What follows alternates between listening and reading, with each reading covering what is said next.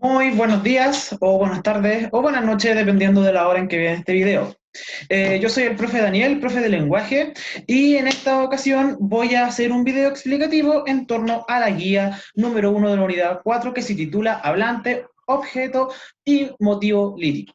Bien, para eso vamos a analizar un poco más de ejemplos de este contenido y también dar un detalle más profundizado en torno a las preguntas tanto de la guía como del texto escolar. Así que démosle. Voy a compartir mi pantalla para que podamos ver el material. Bien, de partida he creado un bonito PPT, un pequeño pero bonito PPT que se los voy a compartir a continuación.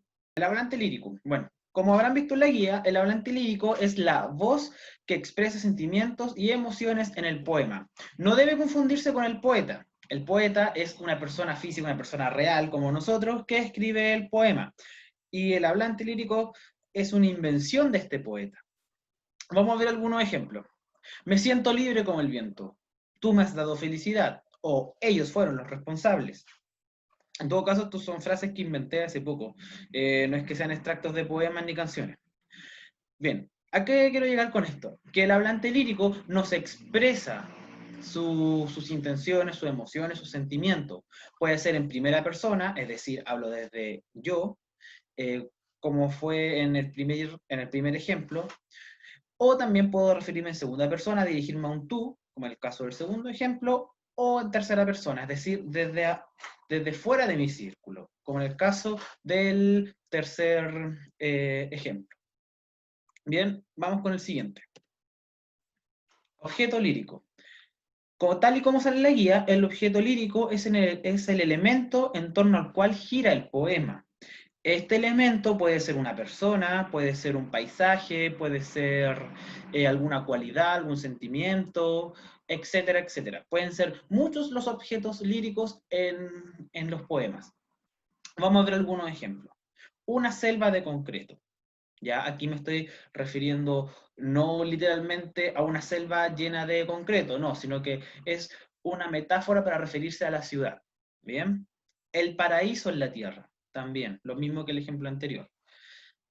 Otro, la persona más bella que he visto sobre la faz de la tierra. Acá, en este caso, el objeto lírico es una persona.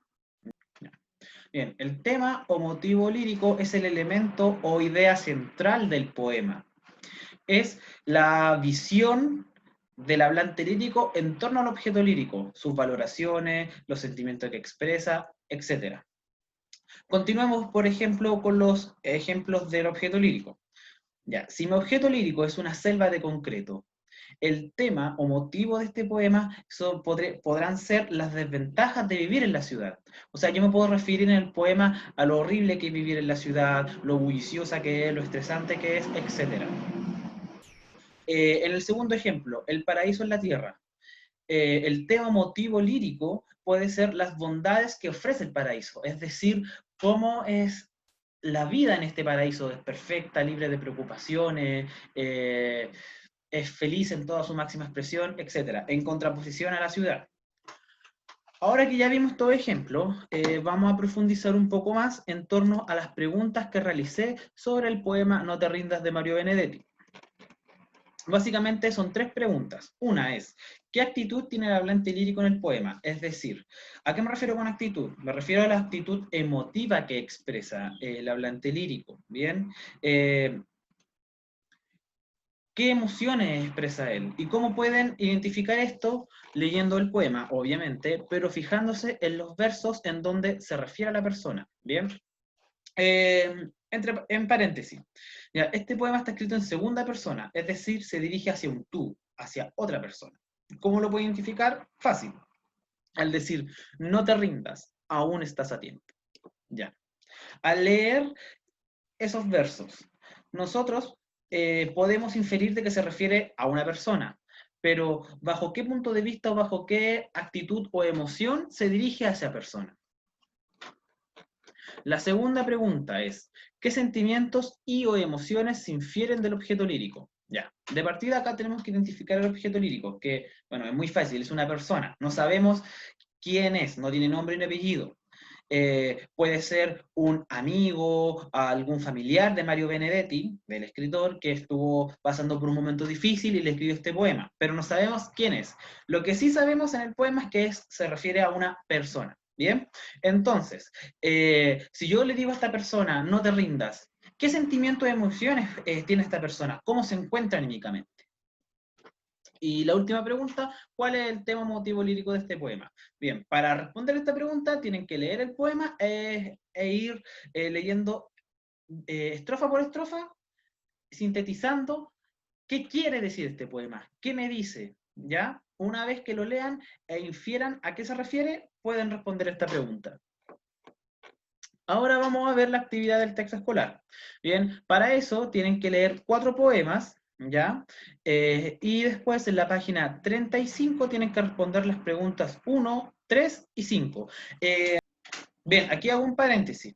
Si bien en la guía yo les había dicho que tenían que hacer la 1, la 3, la 5 y la 6 queda descartada. Así que solamente tienen que hacer la 1, la 3 y la 5. Vamos a analizar pregunta por pregunta. ¿De qué elemento de la naturaleza habla cada uno de los poemas? Bien, esta pregunta es muy fácil. Para responderla, solamente deben fijarse en el título de los poemas. ¿Ya? En algunos, la respuesta es muy evidente, está explícita, mientras que en otros deben inferir. Por ejemplo, en el primer poema, que trata sobre los 4 elementos de la naturaleza. Ahí ya le estoy diciendo que son 4. Ustedes tienen que inferir cuáles son. ¿Ya? En la pregunta número 3, ¿qué simboliza el fuego en el poema Las 4 maravillas del mundo? Elige una opción y justifica con versos del poema. ¿Ya? En esta pregunta ustedes tienen que escoger una de estas 3 opciones. No es que una de las 3 sea la correcta y las otras 2 incorrectas, no, sino que deben justificar el porqué de su respuesta. Eso es lo importante para responderla de forma correcta. Por ejemplo, si yo elijo la opción pasión, a qué me puedo referir con que el fuego represente pasión en este poema? ¿Ya? Puede representar romanticismo, puede representar alguna otra emoción, etc. Con calidez, ¿qué puede representar la calidez del fuego en este poema? ¿Me da abrigo, no? Y el peligro. ¿Ya? Lo importante es que ustedes justifiquen el porqué y que escojan versos del poema. Por ejemplo, si yo digo que el fuego representa pasión en este poema, tengo que coger versos que apunten directamente a eso. Ya.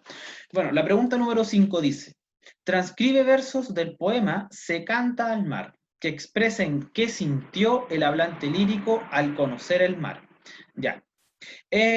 Para responder esta pregunta, ustedes tienen que dirigirse al poema y escoger aquellos versos en donde el hablante lírico exprese qué siente al ver el mar. Por ejemplo, puede ser, cuando vi el mar por primera vez me sentí como libre, como un niño, por ejemplo. ¿Ya? Tienen que identificar explícitamente en donde el hablante lírico exprese sus emociones con respecto al mar.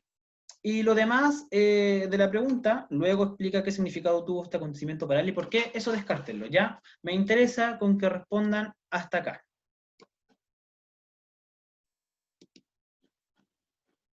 Bien, queridos y queridas alumnas, esto ha sido el video de hoy, espero que les haya ayudado a resolver eventuales dudas, preguntas, y estamos en contacto. Cualquier cosa me puede preguntar si tiene alguna complicación con la guía y entre otros motivos. Bien, un abrazo bien apretado, espero que les vaya súper bien y ánimo con este semestre que acabamos de empezar. Hasta luego.